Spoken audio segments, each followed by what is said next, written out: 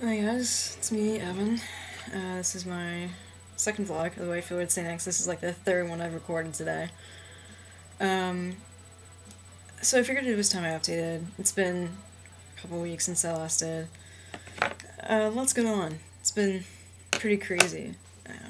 Since the last time I did a vlog, I've managed to come out to everyone in my life that matters, with the exception of my extended family.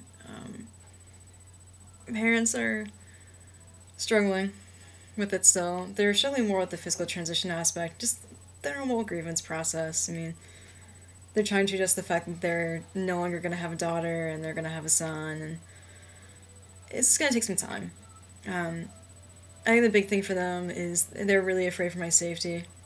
They've already gotten one call from the hospital about me being involved in a hate crime, and I know they don't want to get a second.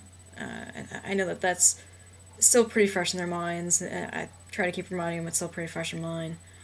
Um, but that this is really important to me, and that I'd rather risk going through another hate crime than continue the way I am right now. Um, so I came out to my graduate program. I came out at work. I told my sister, told several other friends, and I've just started living my life openly as Evan. And it's been crazy.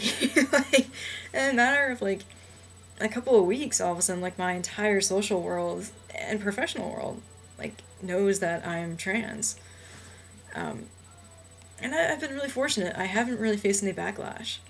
Um, my boss is a little freaked out about it, and she's not freaked out because like, oh my god, my intern is trans. It's more like, wait, you're trans? Like, I think she feels a little bit bitter and is a little hurt that I didn't tell her sooner.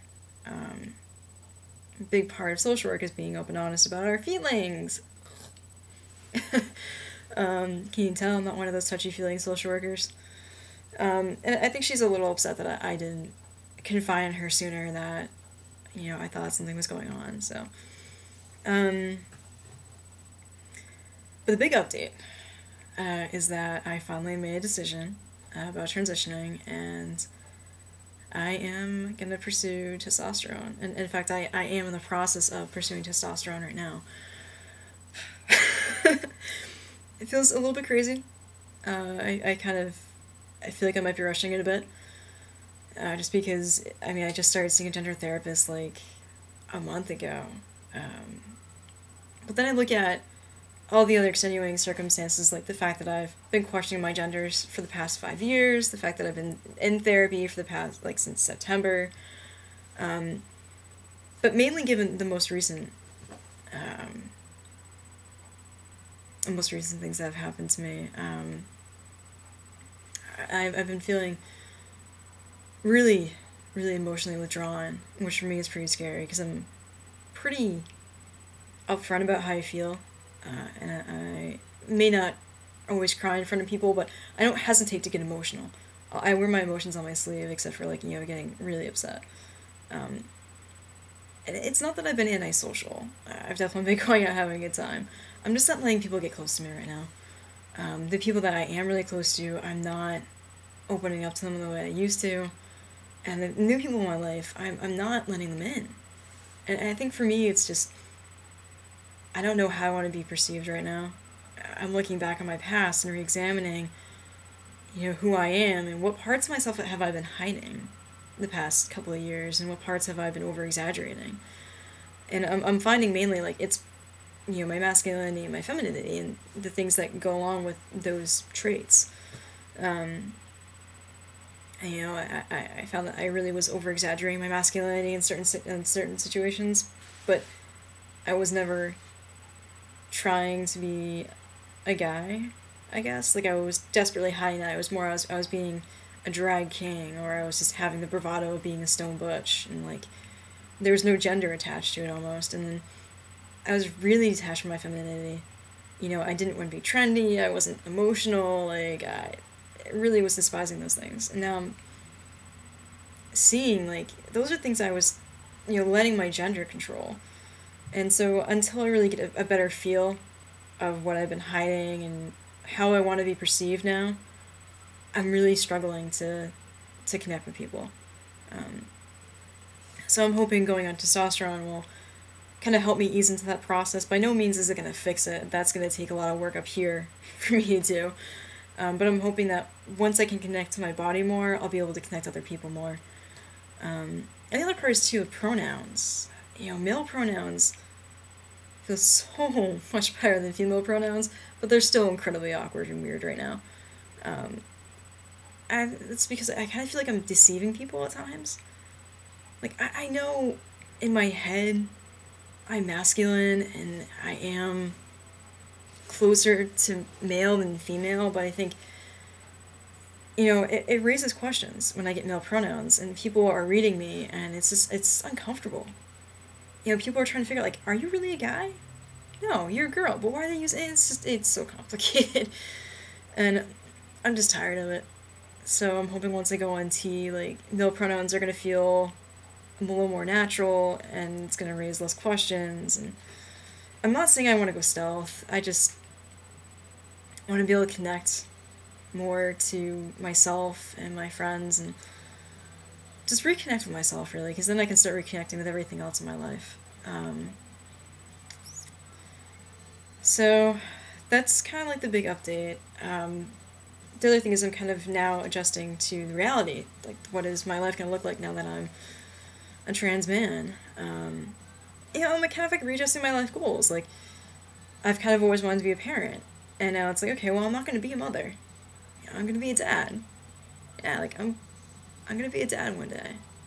And, like, I'm going to be Uncle Evan or Uncle Dylan, whatever my name is going to be. I haven't quite figured that out yet still.